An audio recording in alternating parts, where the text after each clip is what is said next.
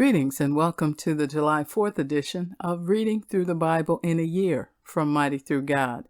Today I'll be reading 2 Kings chapter 23, beginning with verse 31, through chapter 25, verse 30, which will end 2 Kings.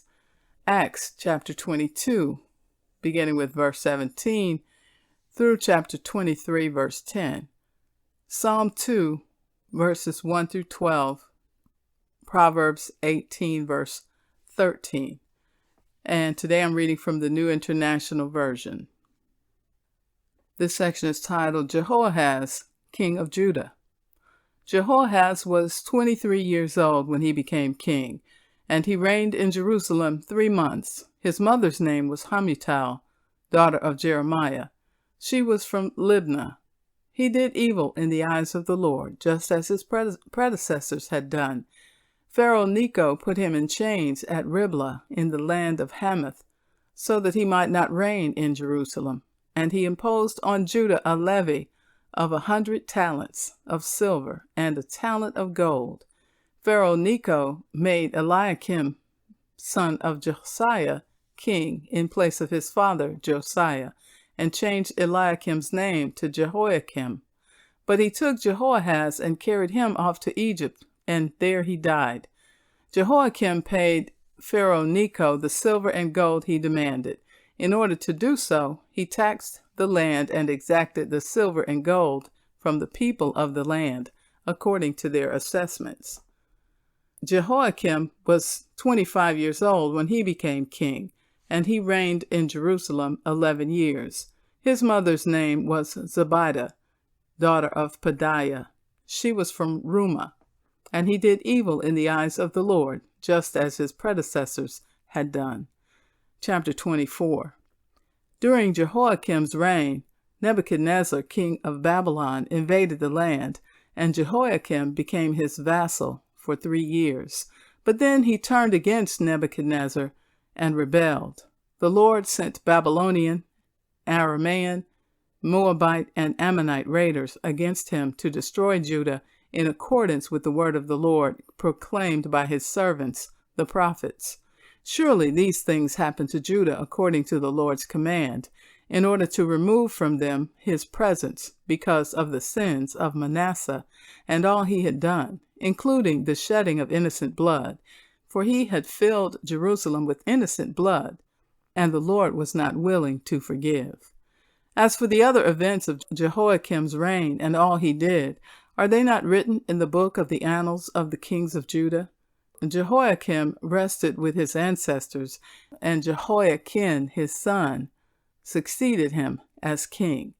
The king of Egypt did not march out from his own country again, because the king of Babylon had taken all his territory from the Wadi of Egypt to the Euphrates River.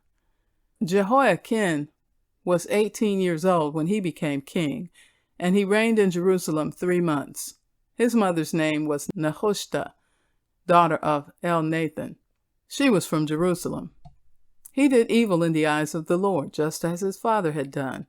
At that time, the officers of Nebuchadnezzar, king of Babylon, advanced on Jerusalem and laid siege to it. And Nebuchadnezzar himself came up to the city while his officers were besieging it. Jehoiakim, king of Judah, his mother, his attendants, his nobles, and his officials all surrendered to him. In the 8th year of the reign of the king of Babylon, he took Jehoiakim prisoner.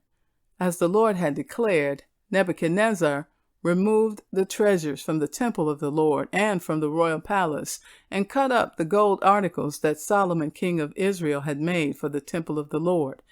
He carried all Jerusalem into exile, all the officers and fighting men, and all the skilled workers and artisans, a total of 10,000. Only the poorest people of the land were left. Nebuchadnezzar took Jehoiakim captive to Babylon. He also took from Jerusalem to Babylon the king's mother, his wives, his officials, and the prominent people of the land. The king of Babylon also deported to Babylon the entire force of 7,000 fighting men, strong and fit for war, and 1,000 skilled workers and artisans. He He made Mattaniah, Jehoiakim's uncle, king in his place, and changed his name to Zedekiah. Zedekiah was 21 years old when he became king, and he reigned in Jerusalem 11 years. His mother's name was Hamutal, daughter of Jeremiah.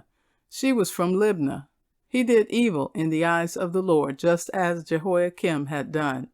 It was because of the Lord's anger that all this happened to Jerusalem and Judah, and in the end he thrust them from his presence. Now Zedekiah rebelled against the king of Babylon. Chapter 25. So in the 9th year of Zedekiah's reign, on the 10th day of the 10th month, Nebuchadnezzar, king of Babylon, marched against Jerusalem with his whole army. He encamped outside the city and built siege works all around it. The city was kept under siege until the 11th year of King Zedekiah. By the 9th day of the 4th month, the famine in the city had become so severe that there was no food for the people to eat. Then the city wall was broken through, and the whole army fled at night through the gate between the two walls near the king's garden, though the Babylonians were surrounding the city. They fled toward the Arabah, but the Babylonian army pursued the king and overtook him in the plains of Jericho. All his soldiers were separated from him and scattered, and he was captured. He was taken to the king of Babylon at Riblah, where sentence was pronounced on him. They killed the sons of Zedekiah before his eyes. Then they put out his eyes, bound him with bronze shackles, and took him to Babylon. On the 7th day of the 5th month in the 19th year of Nebuchadnezzar, king of Babylon, Nebuzaradan, commander of the imperial guard and official of the king of Babylon, came to Jerusalem. He set fire to the temple of the Lord, the royal palace, and all the houses of Jerusalem. Every important building he burned down. The whole Babylonian army under the commander of the imperial guard broke down the walls around Jerusalem. Nebuzaradan, the commander of the guard, carried into exile the people who remained in the city, along with the rest of the populace and those who had deserted the king of Babylon. But the commander left behind some of the poorest people of the land to work the vineyards and fields. The Babylonians broke up the bronze pillars, the movable stands, and the bronze sea that were at the temple of the Lord, and they carried the bronze to Babylon. They also took away the pots, shovels, wick trimmers, dishes, and all the bronze articles used in the temple service. The commander of the imperial guard took away the censers and sprinkling bowls, all that were made of pure gold or silver. The bronze from the 2 pillars, the sea, and the movable stands which Solomon had made for the temple of the Lord was more than could be weighed. Each pillar was 18 cubits high. The bronze capital on top of one pillar was 3 cubits high and was decorated with a network of pomegranates of bronze all around. The other pillar with its network was similar. The commander of the guard took as prisoners Sariah, the chief priest, Zephaniah, the priest next in rank, and the 3 doorkeepers. Of those still in the city, he took the officer in charge of the fighting men, and 5 royal advisers. He also took the secretary, who was chief officer in charge of conscripting the people of the land, and 60 of the conscripts who were found in the city. Nebuzaradan, the commander, took them all and brought them to the king of Babylon at Riblah. There at Riblah, in the land of Hamath, the king had them executed. So Judah went into captivity away from her land. Nebuchadnezzar, king of Babylon, appointed Gedaliah, son of Ahikam, the son of Shaphan, to be over the people he had left behind in Judah. When all the army officers and their men heard that the king of Babylon had appointed Gedaliah as governor, they came to Gedaliah at Mizpah. Ishmael, son of Nethaniah, Johanan, son of Kareah, Sariah, son of Tanhumeth, the Netophathite, Jazaniah, the son of the Maacathite, and their men. Gedaliah took an oath to reassure them and their men. "Do not be afraid of the Babylonian officials," he said. Settle down in the land and serve the king of Babylon, and it will go well with you.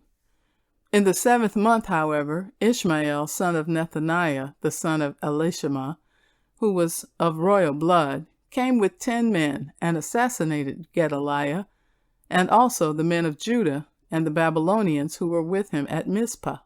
At this, all the people from the least to the greatest, together with the army officers, fled to Egypt for fear of the Babylonians. In the 37th year of the exile of Jehoiakim, king of Judah, in the year Awel-Marduk became king of Babylon, he released Jehoiakim, king of Judah, from prison. He did this on the 27th day of the 12th month. He spoke kindly to him and gave him a seat of honor higher than those of the other kings who were with him in Babylon. So Jehoiakim put aside his prison clothes and for the rest of his life ate regularly at the king's table. Day by day, the king gave Jehoiakim a regular allowance as long as he lived. Acts chapter 22, beginning with verse 17. This is Paul continuing his speech that he started earlier.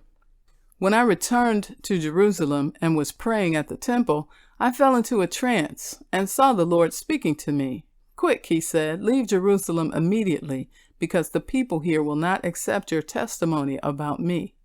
Lord, I replied, these people know that I went from one synagogue to another to imprison and beat those who believe in you. And when the blood of your martyr, Stephen, was shed, I stood there giving my approval and guarding the clothes of those who were killing him. Then the Lord said to me, go, I will send you far away to the Gentiles. The crowd listened to Paul until he said this. Then they raised their voices and shouted, rid the earth of him, he's not fit to live. As they were shouting and throwing off their cloaks and flinging dust into the air, the commander ordered that Paul be taken into the barracks. He directed that he be flogged and interrogated in order to find out why the people were shouting at him like this.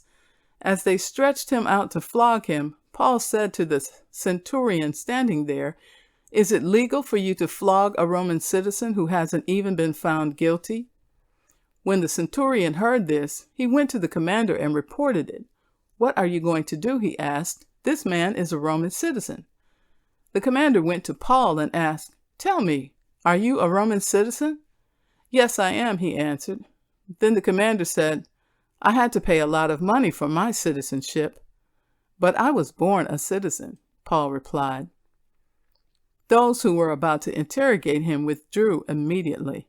The commander himself was alarmed when he realized that he had put Paul, a Roman citizen, in chains. The commander wanted to find out exactly why Paul was being accused by the Jews. So the next day he released him and ordered the chief priests and all the members of the Sanhedrin to assemble. Then he brought Paul and had him stand before them. Chapter 23. Paul looked straight at the Sanhedrin and said, my brothers, I have fulfilled my duty to God in all good conscience to this day.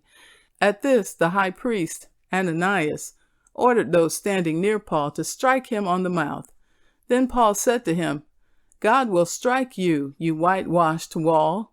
You sit there to judge me according to the law, yet you yourself violate the law by commanding that I be struck. Those who were standing near Paul said, how dare you insult God's high priest? Paul replied, brothers, I did not realize that he was the high priest, for it is written, do not speak evil about the ruler of your people. Then Paul, knowing that some of them were Sadducees and the others Pharisees, called out in the Sanhedrin, my brothers, I am a Pharisee, descended from Pharisees. I stand on trial because of the hope of the resurrection of the dead. When he said this, a dispute broke out between the Pharisees and the Sadducees, and the assembly was divided. The Sadducees said that there is no resurrection, and that there are neither angels nor spirits. But the Pharisees believe all these things. There was a great uproar, and some of the teachers of the law who were Pharisees stood up and argued vigorously. We find nothing wrong with this man, they said. What if a spirit or an angel has spoken to him? The dispute became so violent that the commander was afraid Paul would be torn to pieces by them. He ordered the troops to go down and take him away from them by force and bring him into the barracks. Psalm 2. Why do the nations conspire and the peoples plot in vain? The kings of the earth rise up and the rulers band together against the Lord and against his anointed, saying, "Let us break their chains and throw off their shackles." The one enthroned in heaven laughs. The Lord scoffs at them. He rebukes them in his anger and terrifies them in his wrath, saying, "I have installed my king on Zion, my holy hill. I will proclaim the Lord's decree. He said to me, 'You are my son. Today I have become your father. Ask me, and I will make the nations your inheritance, the ends of the earth your possession. You will break them with a rod of iron. You will dash them to pieces like pottery.' Therefore, you kings, be wise, be warned, you rulers of the earth. Serve the Lord with fear, and celebrate his rule with trembling. Kiss his son, or he will be angry, and your way will lead to your destruction. For his wrath can flare up in a moment. Blessed are all who take refuge in him." Proverbs 18, verse 13. To answer before listening, that is folly and shame. And so concludes the reading for July 4th. Be blessed. Have a great 4th of July.